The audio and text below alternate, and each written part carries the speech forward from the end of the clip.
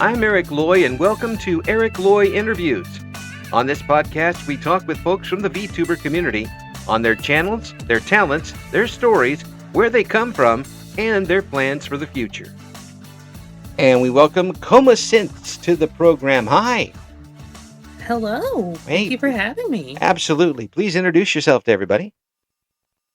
Absolutely. Hello, everyone. I am KomaSynths, a variety yokai streamer who manages this little place called the Cyber Shrine.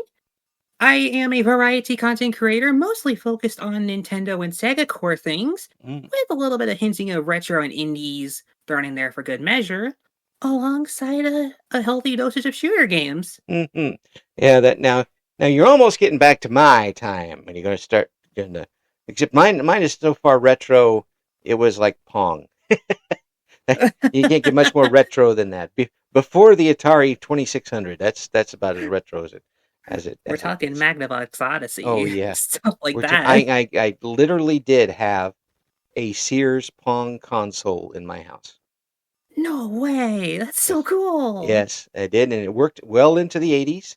And I'm one of these days I'm going to know enough people who can do enough things that there will be a celebrity VTuber Pong tournament for charity, which I think would be so much fun. And all of you young whippersnappers won't have any idea how to play it. What do you mean I have to turn the knob? You mean there isn't an analog stick? Where's the gun? Where's the gun? Where's the gun? Why can't I default dance on these balls? That's right. What do you mean? What do you mean bleep bleep and I'm down by one? How does that even work? What do you mean I just lost? Beam me up. So how did you get started with the VTuber stuff?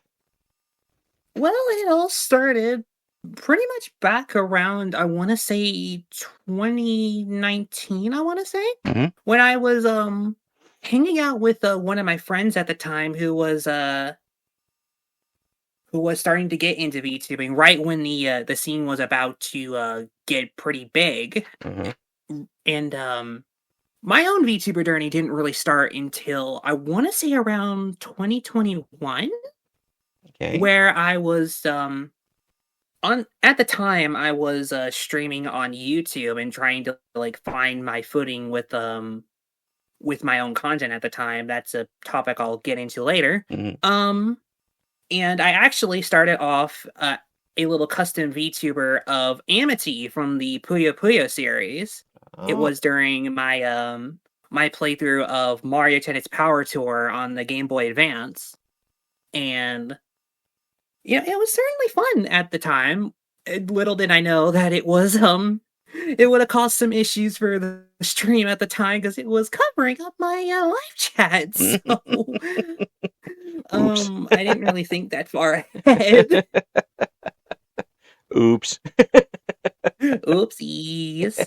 So it eventually led into me not being a VTuber around that time, and several years passed and I started streaming on Twitch. And, you know, around that point, I brought back the Amity VTuber, I want to say in like early to mid 2023.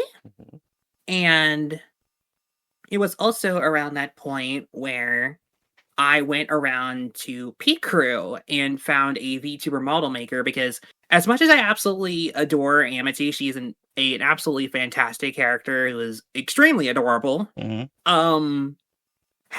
her as the face of a brand is a little less than ideal. Yeah, I could see that. Yeah. Considering that she's a copyrighted character by Sega. So. Yeah. Yeah, especially if you're doing like other games from other consoles, stuff like that. Yeah, it was around that point where I wasn't so much into the Sega core stuff, and I was more so just like mostly just a Nintendo streamer at the time, with a little hinting of Forza Horizon 5 thrown in for good measure. Love me racing games. So what's the thing with racing games for you? Basically, my whole thing with racing games, this is a fun little bit that I developed with my community, and is a reference to a popular YouTuber named Dank Pods, Mhm. where in his subsidiary channel, Garbage Time, where I go around and this is specifically in Forza Horizon 5, mind you. Mhm. I go around and make these really old cars. Like we're talking like 1930s old, Ooh. and I just absolutely jack up their stats to make them completely undrivable, and that is a nugget. Oh, I can imagine like an old Model A. You're trying to drive around a racetrack at 150 plus miles an hour. Right. It's crash. I mean, it doesn't even Crash immediately. yeah, doesn't even go past the starting line. Just falls over. Crash. That happened. or it's or it's a extremely powerful Unimog Oh. on the highway of Mexico Oh. that is just practically a bulldozer to all traffic cars that come its way. One of my most favorite clips back when I was streaming as Amity is just that whole bit of me tipping over the Unimog and referencing the movie Cars. Yes. Tractor tipping's fun. Tractor tipping. Uh, Oh. Oh my gosh. I would probably enjoy doing the racing games. I've interviewed a couple folks who like have their cars and go into series like yeah. like a like a NASCAR type series or something along those lines. Which I think is pretty cool. Mm-hmm. I would That is pretty cool. if you could do something like that, I probably enjoy. But then I would enjoy it to the point of not enjoying the game anymore. It'd become a job to try and To get all that that point. going, and then like but, no, I'm still losing. I quit. Yeah.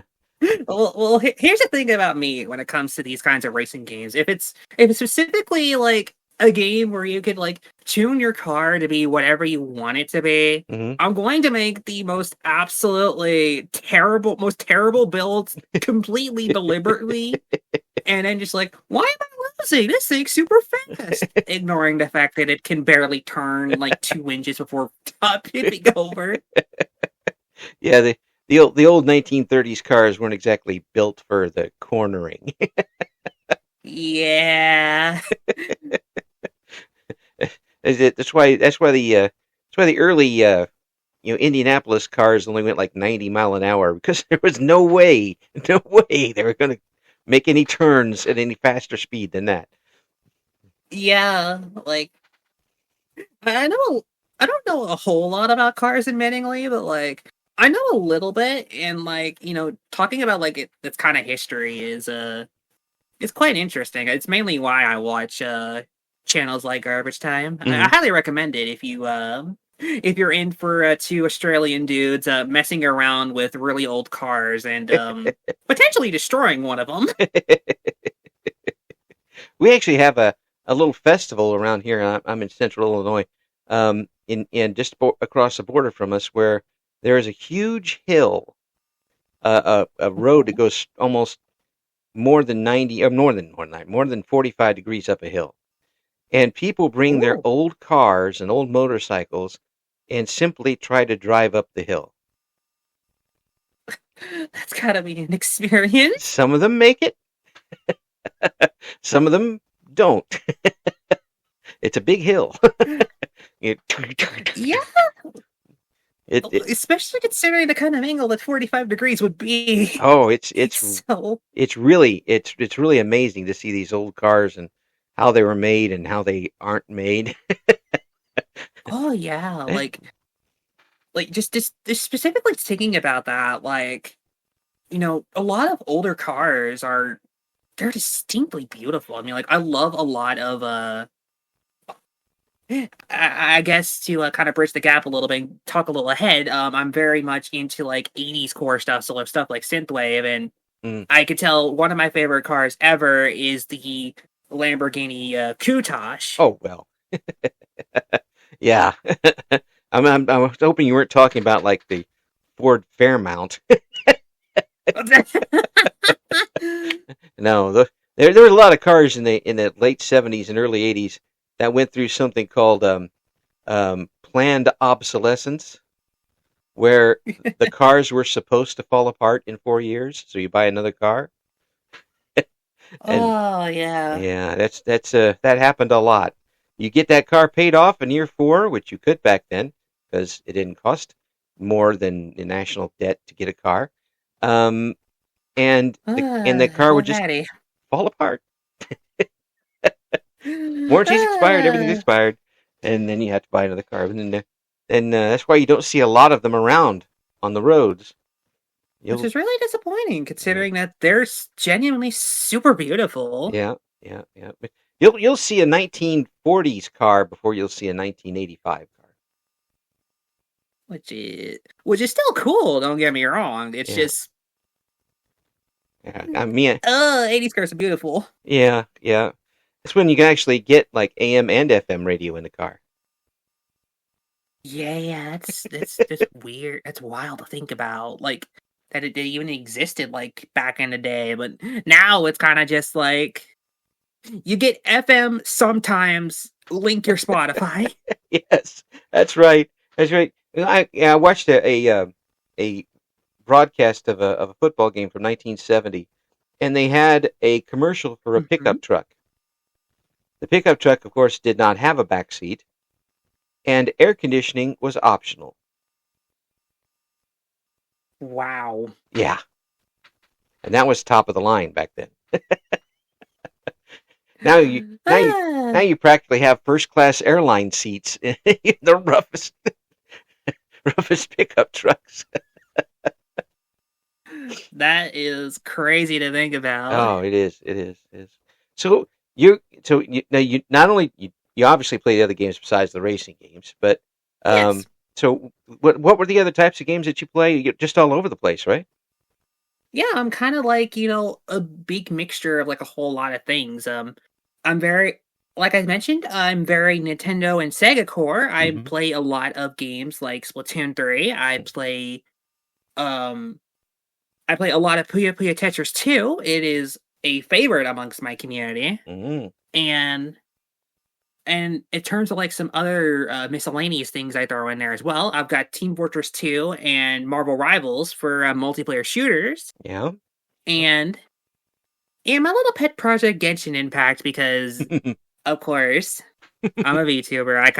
It's kind of to be expected that I did delve a little bit into a Hoyoverse game. Gotcha. I've been clocked. Yeah, yeah, yeah, yeah. So did you? I got to ask now, since you opened the gotcha gate. Have you done the horse game yet? I have not played Uma Musume. I plan to at some point because Mm-hmm. it does look really fun, and my friends have been trying to get me into it. I might at some point.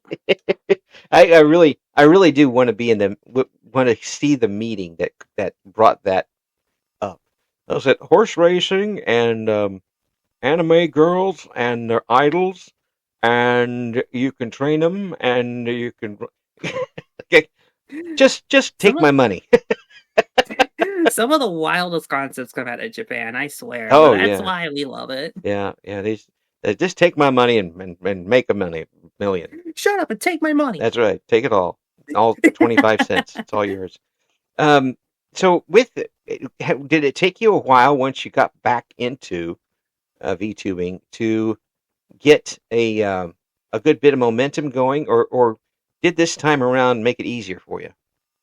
Um, I want to say like it really kind of late 2023 and like most of 2024 was very much a formative time, I want to say, Mhm. considering that at that point I was still using the Amity model Mhm. and I didn't have access to the pit crew at the time. Right. However, this was around the point where when I did start getting that pit crew, that I met one of my closest friends of all time, Zenitas RP, Mhm. and he and along with my other friend who was in his community at the time, Nebula, Mhm. um, we kind of started to tinker up some original designs, and little did we know that this would be a full year's worth of a project that we'd be undertaking together.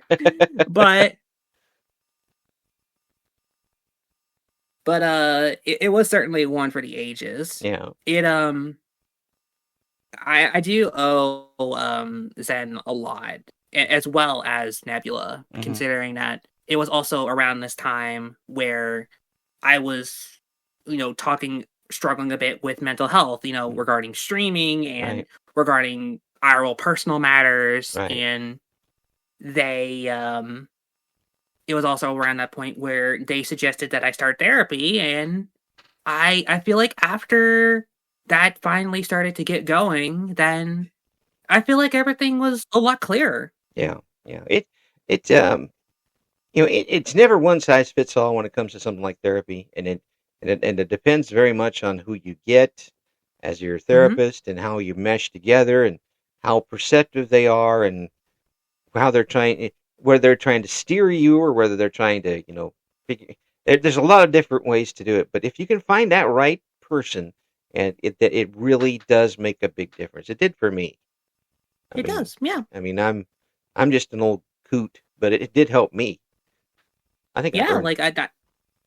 I would argue that, mental health is very important, and this is going to be a topic that I talk about, a little later on, Yeah. regarding mental health and streaming and all that. Uh-huh. But to kind of give the abridged version at the moment, I would recommend anybody who needs therapy to go and get therapy, Mhm. because it really can help steer you away for some very bad emotions that are going through your head, especially if you're somebody like me and you struggle with anxiety. Yeah. So, Yeah. Yeah. And any type of depression, if you listen, unfortunately, we're everybody's usually their own worst doctor. And that much is the truest statement I had. That's the truest statement I've ever heard. and here's another thing that's really that sounds good, but it really isn't. Is that humans are very adaptable, so Yeah. we can function as terribly hurting, out of place, um, totally out of our brains people, and think it's all right, Yeah. and it's not. It can be so much Yeah, better. it's only until somebody spells it out directly for you that you realize that something is incredibly wrong and you need to seek help about it. And Yeah. again, that would be something that I would recommend anybody who's listening to this right now who is struggling and does need that extra little bit of encouragement.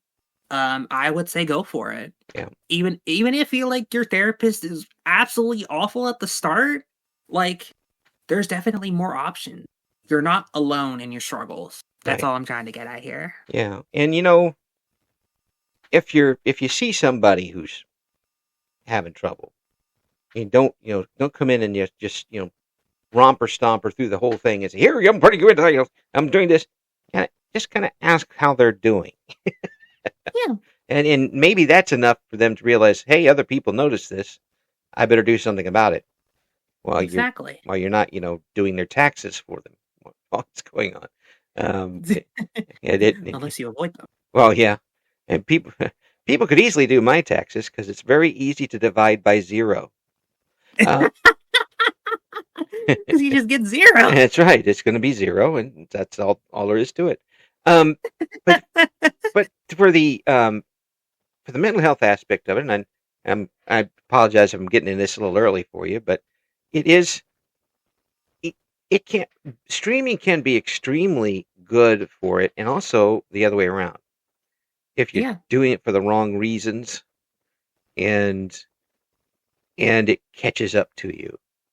yeah. Um, if it feeds into your problem, that's really bad. It does. It absolutely can. And at that point, at that point in my life, I was certainly struggling with a whole lot, and burnout was definitely hitting me around that time. And it was also I want to say like I don't remember the exact dates, but it was sometime around like October. Want to October of 2023. I want to say, Mm, and during that time, it was absolutely awful. mm. It was just tough to handle everything at once. Yeah, it absolutely was like kind of like it was either 2023 or it was 2024. I don't remember the exact dates at the top of my head. Mm. Time's a construct. I genuinely like Tell my time. insurance company that raising my rates this year. Come on, man. I should be rewarded for getting this old. Um, My apologies. My apologies. yeah, But yeah, burnout was certain around that time. Burnout was certainly hitting hard, and I definitely didn't feel alone in that. It was also like a very turbulent time for the world as well, mm, and you know, struggling with all that, like it also led me into doing therapy, and again like, and and this is also something that I do want to mention. I am also neurodivergent. I've been diagnosed for years with ASD and GAD. mm. So, like, streaming whilst being neurodivergent is definitely an experience because there's gonna be some days where you feel absolutely powerful and like nothing can stop you, and then the next you're bedridden and you don't know what the heck you're doing. Yeah, yeah. It's like suddenly it surrounds you, and then the next day you surround it. It's a flip flop cycle, and there's genuinely some days where I think I have ADHD, but I don't think I should be. But self diagnosing and also getting a professional diagnosis Yeah, yeah, yeah. in our current year is very pricey. Yes, yes. Again, insurance companies. Am I right, folks? Yes. I But don't have an applause button, but yes. Um, if I did, that would be what it was for.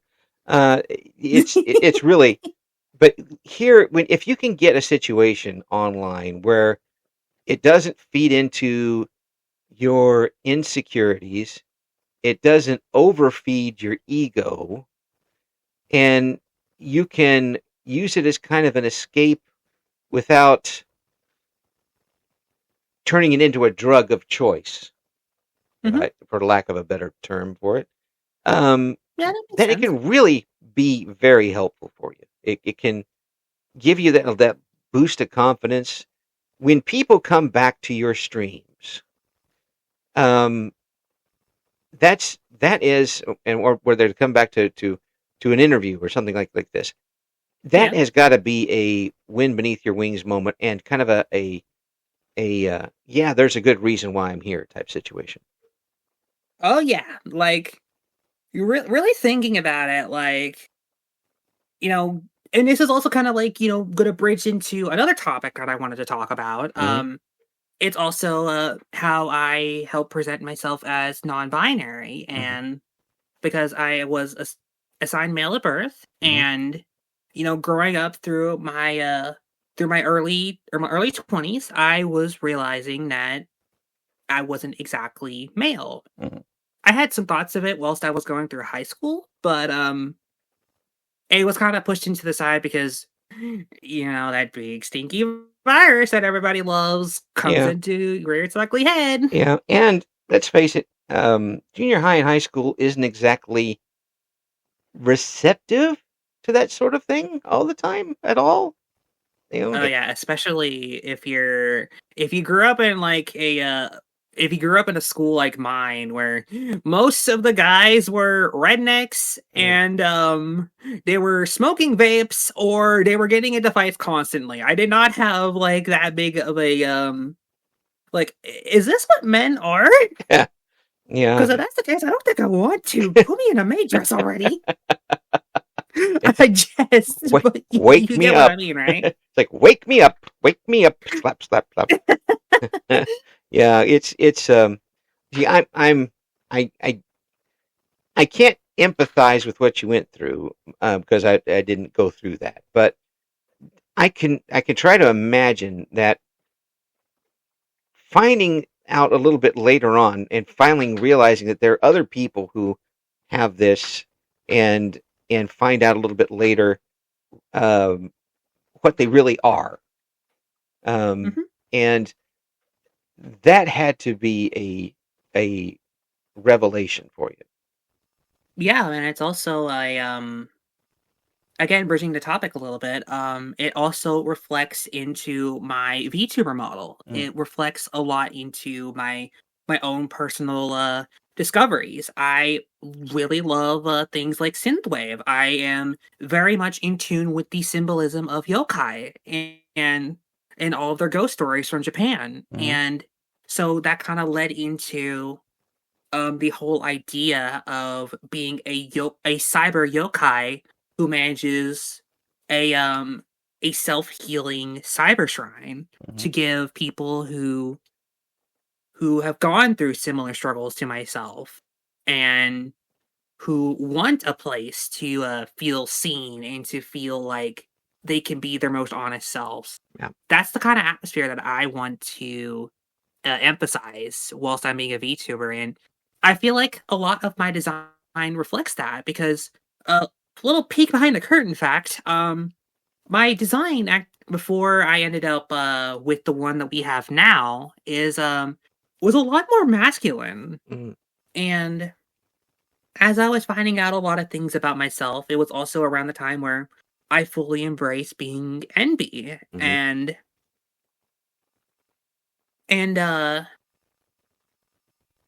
during that time, I specifically asked, like, "Do you think we could change the design a little bit to kinda match where I am?" And my artist who drew my PNG tuber, Nebula, was more than happy to oblige with that, mm, and that ended up turning into my debut stream where I got to show the fruits of my labor and finally getting to be able to spread my wings and be my most honest self that I haven't been in a very long time. And throughout the rest of 2025, that was, despite all the hardships, it was a year where I fully got to embrace me.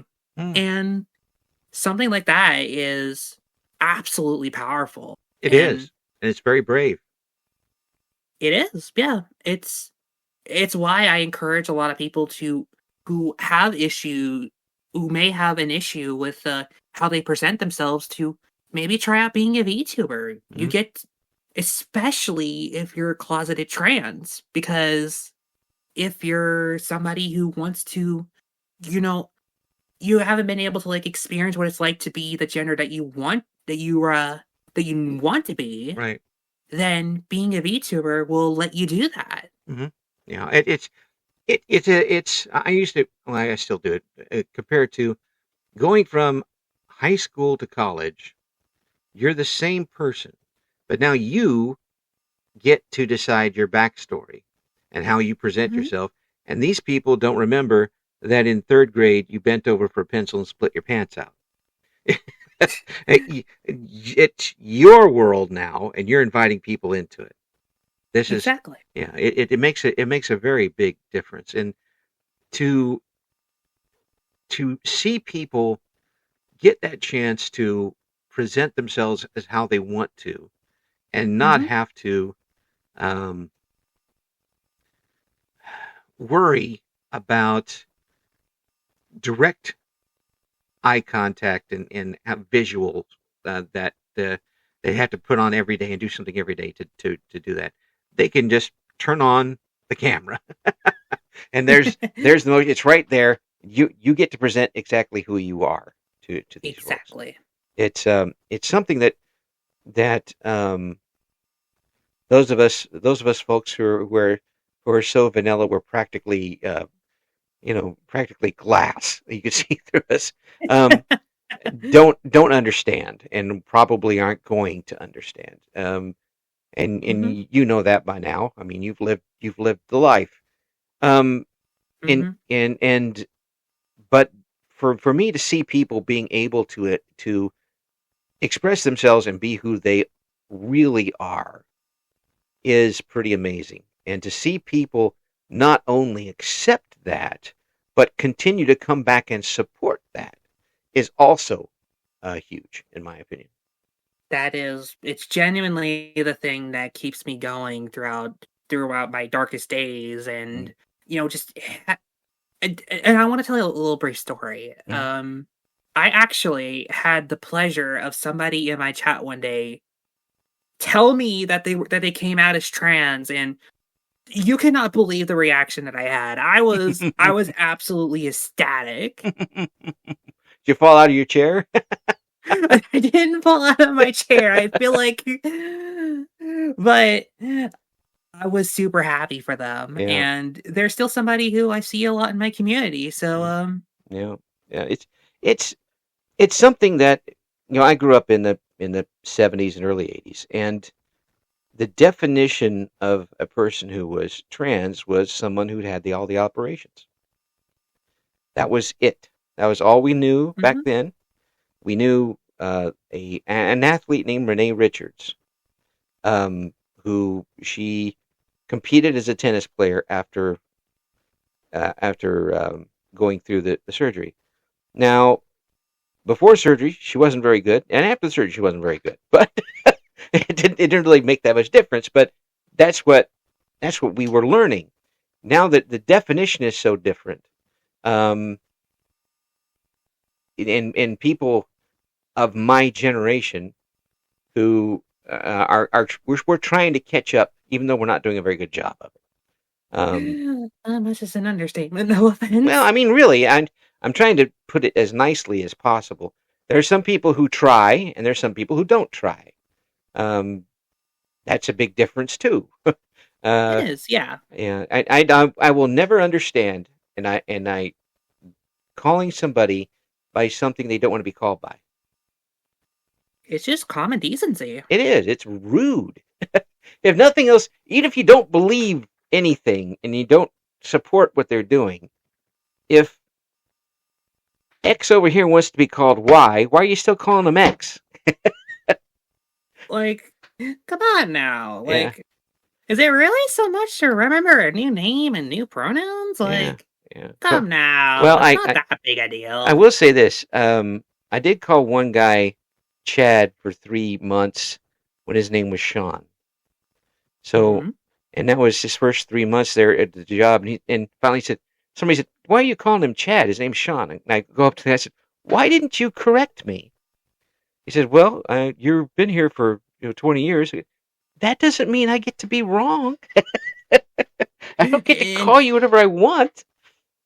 and good on you Yeah, for seeking that out and getting that information corrected. yeah. So Well, yeah, actually, for the next several years, the new person, no matter who it was the new Chad. So, I mean, it it it did make it a lot easier for me to learn people's names. Everybody's Chad, but it's you don't. It's just rude. I mean, and people need to keep up with what's happening. We're evolving and finding out more about ourselves. You did that. You found out more about yourself. You found that there were other people that were if not in the same boat, at least the same ocean, and and I imagine that helped you in deciding who you were. that it did. Like I know for sure that I have like a whole lot of friends. Like if I may like give a shout out to somebody who's incredibly special to me, Mm-hmm. Wisteria Moth. Mm-hmm. Um she has been very instrumental in my growth and discovery as a person. Yeah. She has I feel like I've ended up being, a lot more androgynous because of her. Mm-hmm. And while it isn't hasn't really been able to reflect in my real life, it's most certainly reflected in my appearance as a VTuber. Right. And I'm forever thankful for her friendship and love her with absolutely all my heart. She's my one of my bestest friends. My hat's off to them. And when you can give somebody support like that, it's nothing but good.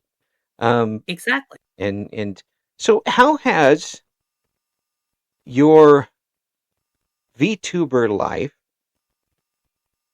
how has that affected your off computer life? As far as Well, my how you feel about yourself, how you how you interact with folks. well, not really a whole lot has changed about it. It's mainly just because, mainly due to my therapy, Mm, and eventually I want to get to the point where, because like I basically live in a part of a excuse me, where I live in a part of a town where it's certainly a lot more, how I say, regressive, let's say. mm. The opposite of progressive is regressive. Yes. Yeah, so putting that nicely. Yes. So I eventually want to get to the point, and a major goal that I have for 2026, thinking of that right now, is to find that community Mm, and be able to like experience what it's like to have my personality and my values as a VTuber ref- pour into my real life. yeah. And because I feel like having those kinds of connections are super important. Yeah. Yeah. And you bring it up. You brought up the word personality because that is still what feeds, I think, success for VTubers is having the personality that draws people not just to your stream once, but makes them want to come back. Mhm. Um, did you realize you had that personality young, or have you accepted it now? Well, thinking about it, like being neurodivergent kind of just led me to think like I was always seen as an outcast. Mm, So it was certainly not something that I learned whilst I was growing up, but more so something that I accepted once I fully embraced, doing stuff on the internet as my, as something that I love doing, and mm, being able to like slowly and slowly build up the personality that I am now mm, has undoubtedly done a whole host of amazing things for me. mm, And I feel like that also really reflects into my adult life as well. mm. And so being able to like be who I am, like this is me unabashedly me. So and I'm forever proud of that, and seeing other people, stick with me throughout all of it, and just because they just enjoy who I am is, quite frankly, one of the most heartwarming and most empowering things about what I do. you and you are being accepted for being you. Exactly. That's the biggest thing, and a lot of people who haven't had the circumstances that you've had have trouble doing that. And it's forever a shame that there's going to be some people who have had similar experiences to mine who won't be able to do something like this. Mm, yeah, yeah. It, But I I think, yes, go ahead. but I think it's why what I do is so important, because like I'm not only like giving myself as well as everybody in my community, but also to anybody who wishes to look at what I do, whether it be through my audio roleplay content and as well as my other gameplay related things on YouTube, Hmm. all my stuff on TikTok, and or also just mainly just all of my stuff on Twitch. I want to give people a home where they feel like they can be accepted for who they are, and just have a laugh at me being silly. Like I loved like doing like really silly bits on streams whenever I'm doing stuff with my friends, or I just come up with something really informative, or I just love talking about the things that I enjoy. I'm very active with what I do with that. Yeah, Heck, yeah. not to give a little bit of advertising, but the day after this is recorded, we will be beginning Pokemon Crystal on my Twitch channel. And So, there you go. and I have been Yeah, that will be tomorrow because this is coming out very quickly afterwards. So it will be Yeah. on the 3rd. We'll have the links in the Yes. description. Um, Yes. yeah. So you're going to be doing you're going to be doing Pokemon Crystal. Yeah, and I've been writing down like a whole lot of bios for all the Pokemon you're going to be able to find. I want to talk about like so much about what I love. I go through mountains of research for every new playthrough project that I do, and I gotta say, like, it has been being able to do this and be able to like entertain people the way that I do again is like so empowering, and I get to share what I love, and getting to have other people experience what I love too. Like, who wouldn't want to have something like that? Well, yeah, I hit that note exactly with you because that's what I'm doing. Exactly. That's what I'm doing. I love talking to people. I love, I've always loved this part more than anything else in when I was doing radio for a million years. Mhm. And I like the conversational part of it. I like talking to people and finding out what their background is, what their stories is, what their stories are. I know English good. Um, their It's story. okay. Yeah, and so I'm at that age now where I can start making mistakes again. Don't worry. English is not our first language. It's gibberish. That's right. And you cannot dispute that is actual fact. Yes, I'm going right back to it again. Um, but it's really I get to share this with other people who tune in to it, and I have an innate curiosity to find out these things.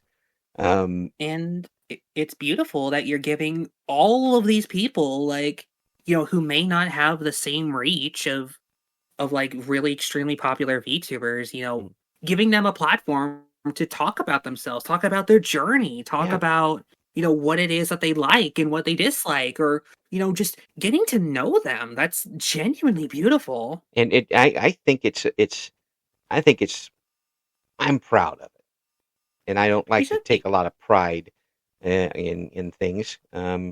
But I will be proud of this whenever my wife finally does turn the power switch off to the room.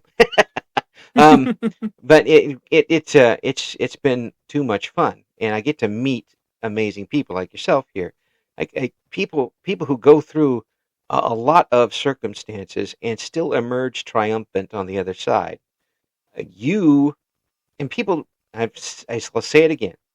People are not the product of their surroundings; they're the triumph that emerges from those surroundings. and Exactly. and you have done that here, and where you have gone through, you know you've probably gone through a lot of stuff that you don't even want to bring up and mention and remember, but Oh, yeah. but here you are now. You got yourself a VTuber channel. You're whether you want to do it or not, you're a role model.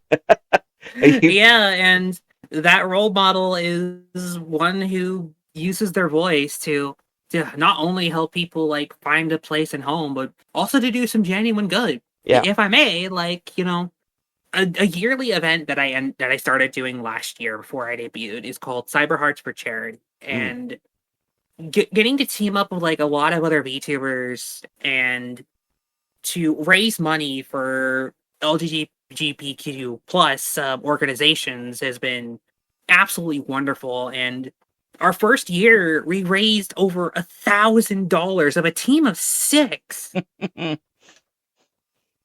I Like, think that's still crazy to me to think about that. Well, I thank you for that. If no one else is going to, I will. I always thank anybody who works toward any type of charity and working for other people and in doing this sort of thing, because you Hmm. don't have to, and you could tootle right along and just leave them in the back in the dust, but you're not doing that, and Yeah, that says a lot about you. And and I hope you realize that the success that you're having now also says a lot about you.